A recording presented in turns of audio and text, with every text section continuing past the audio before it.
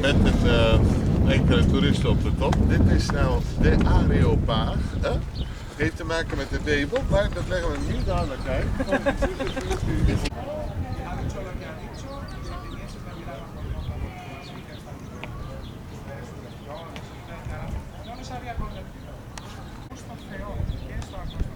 Y Pablo les dice, por este Dios desconocido que tenéis les estoy hablando. ¿Y qué le dicen los atenienses? Bueno, chico, pásate una otra vez a ver cómo lo dices. Así. Esto lo dice la Biblia, no los Actos de los Apóstoles, no lo digo yo, ¿no? Por favor, que soy malo. Cuidado.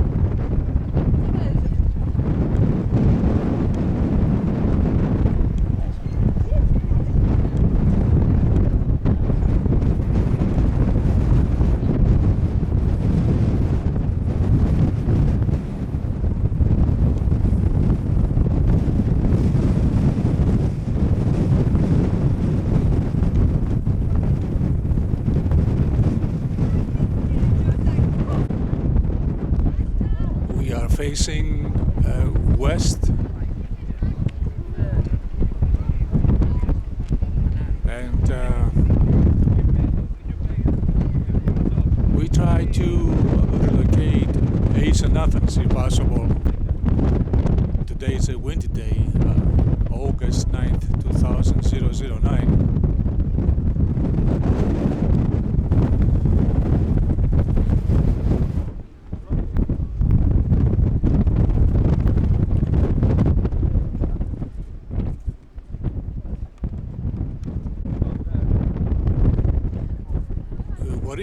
What is the Lyceum, the peripatetic school of Aristotle? Where is Achilles Stoa, or the painted porch of the Stoic school of Zenon? Where is the garden school of Epicurus?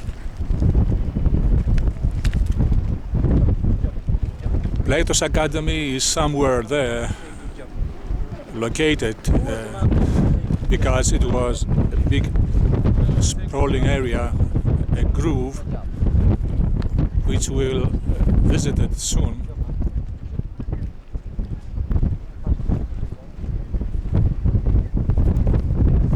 Athens today has 5 million people.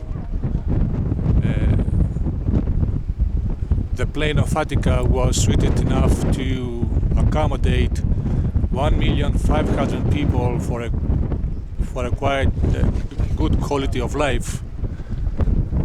But when the Philhellenes came to help the people here fight the Turks and become independent in 1821, they hoped that they will help also to unearth, to bring forth ancient Athens. That was their aim and the aim of the rest of the world, because Hellenism is the pinnacle of civilization. when they put forward their plans to unearth ancient Athens, the locals' population was in 1833 9,050 people. They wanted to remove their houses outside the periphery of the ancient walls of Athens and to bring forth ancient Athens.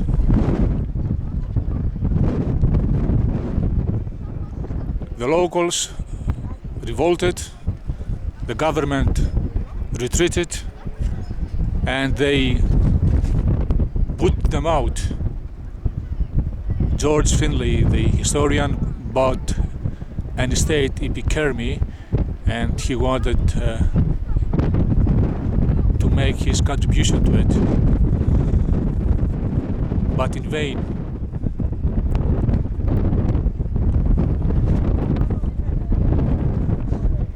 Since then, Athens became the worst city in Europe, the most polluted, jam trafficking, noisy, anarchy, you name it. If you can see, there is no city planning around here, just piles of concrete upon one each other, which they're supposed to be residential and governmental buildings.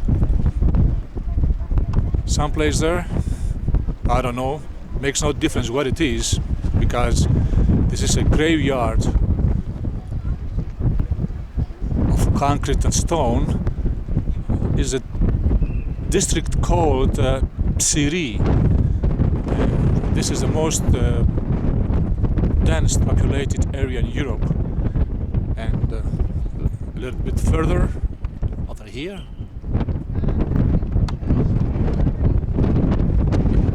supposed to be the most aristocratic district in this country, called Kolonaki. There, it's privilege to live, a prime minister, ministers, and so forth.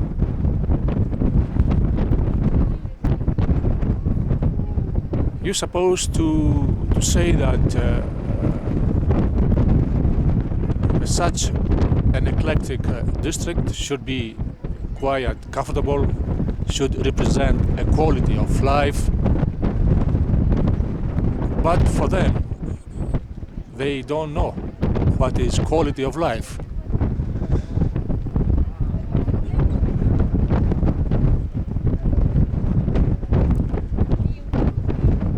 Actually, they have a habit of land grabbing.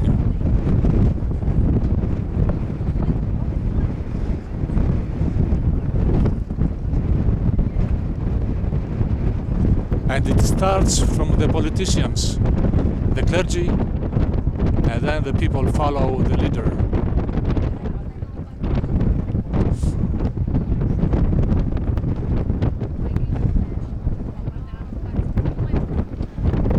If you see, they try to choke the sacred rock of Acropolis, building hutches around it.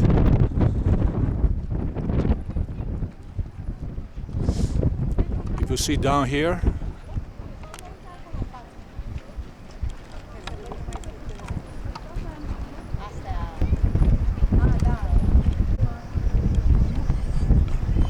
there, visitors try to go into an archaeological area set aside just close by.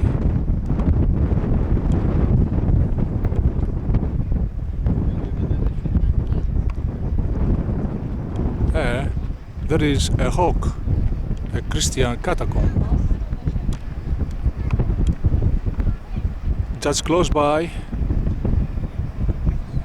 the tower of the Aeolus, god of winds,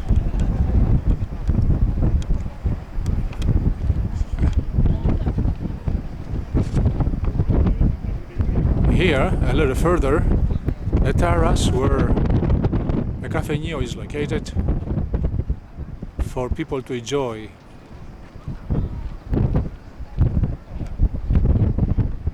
And there is it, the library of Hadrian.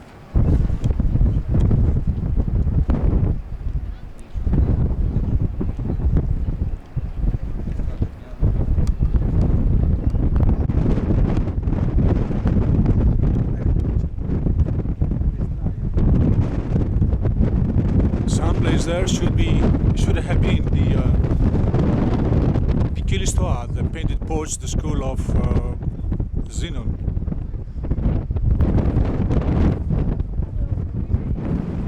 Called Pikilistoire because Polygnotos, the fabulous painter, had put his pictures on exhibition. There, Zenon gathered his pupils and working under the columns, under the Stoa, and so his pupils called Stoics. It was a major philosophical movement during the Roman Empire. Zenon came to Athens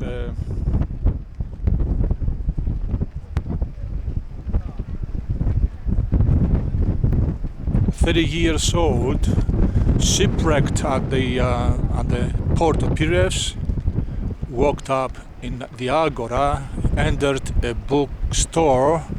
He saw the bookseller reciting loudly the second book of Xenophon Memorabilia, which was referring to Socrates. He asked where such a man exists, and at that moment Crates, passing by the Agora should have been a little left from here, and told him follow this person. Since that time, Zenon remained in this city, which was the pinnacle of every man's desire to visit and study and live in here.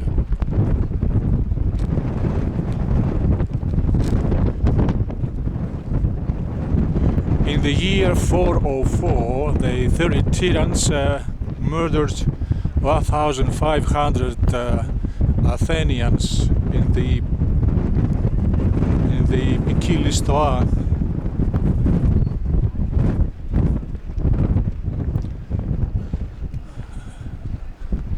Zenon showed his appreciation of his luck being shipwrecked, saying that I made a happy journey when I was shipwrecked.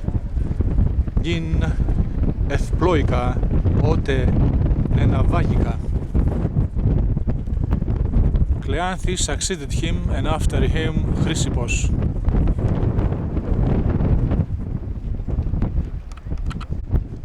Let's talk about the Garden School of Epicurus, and makes no sense wherever we point our cameras. What is it?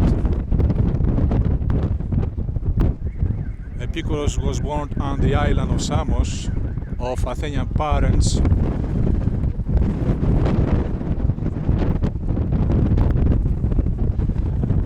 His turning point was when he read Democritus' book. So we see people were awakening their philosophical potentiality when they find their resources, the sources which are suitable to their natural endowment.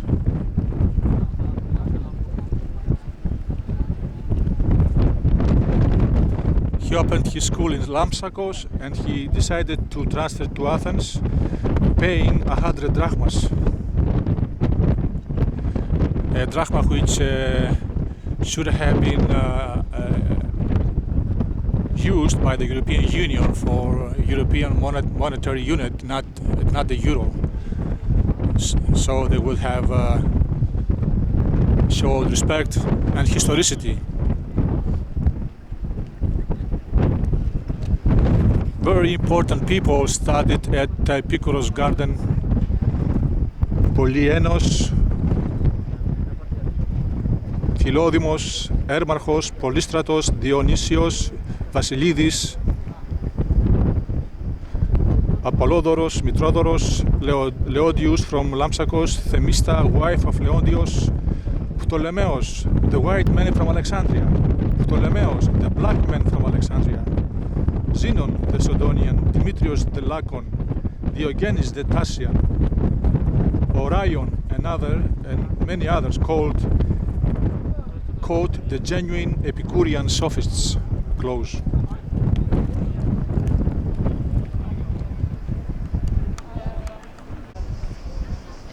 Someplace there, by the Dipylon gates, existed the sacred grove which Plato built his first university of the world, the Academy.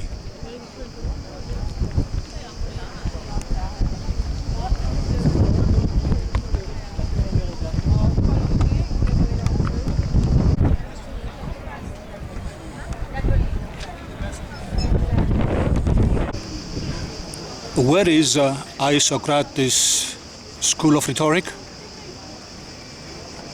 He found it between Kynosargis and Elysium. From his school graduated 15 philosophers, 13 politicians and 2 poets, among them the son of Conon, Timotheus, who engineered the Second Athenian alliance of 75 cities.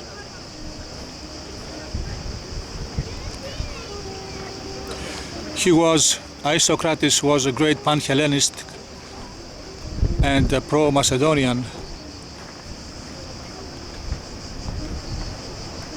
He was an advocate of the United Cities of Hellas, among many other things like Timotheus and personalities.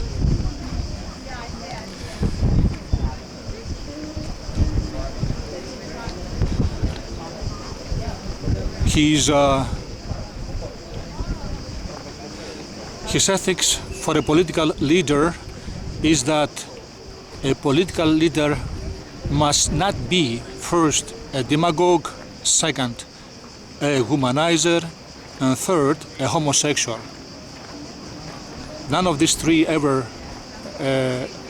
became a united characteristic for a Hellenic leader throughout the ages.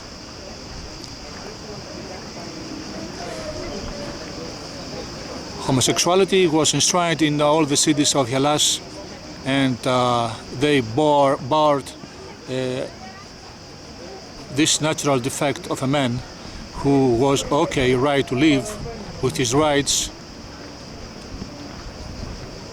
but he could not bear responsibilities like bearing arms, fighting, become a politician, become a lawgiver, become a member of the deme, of the ecclesia of the deme, a juror, a lawyer. He was just a person who lived by and protected by the state, but up to that, no more.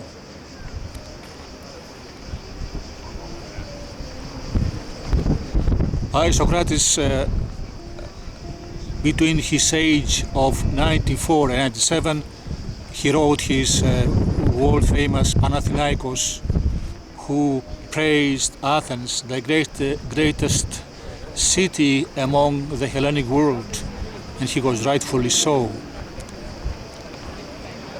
Though democracy is not a panacea for a political system, it needs citizens to be educated, equal between equals, have a critical mind, have a judgment and had been part of sheep, like the threefold religion preaches his believers.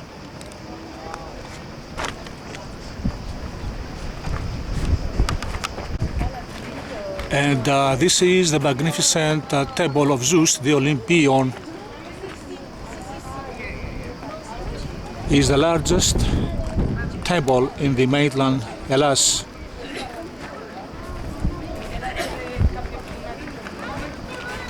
According to Pausanias, is 4 stadia or 205 by 129 meters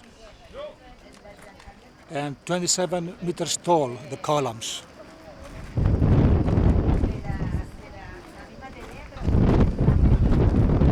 That means it was a huge construction, the largest among Hellenism, comparing to the temple of Artemis in Ephesus, in Miletus, in Agrigedom, and in Seleucus in Sicily. This magnificent structure of human spirit uplifting to the honor of the highest symbolic deity, father of the gods, Amen, Zeus, took a mythological span of time to be built and be completed during 700 years. Philostratos comments that it was a great victory of time, while Livy, it is the only temple on earth of a size adequate to the greatness of the god.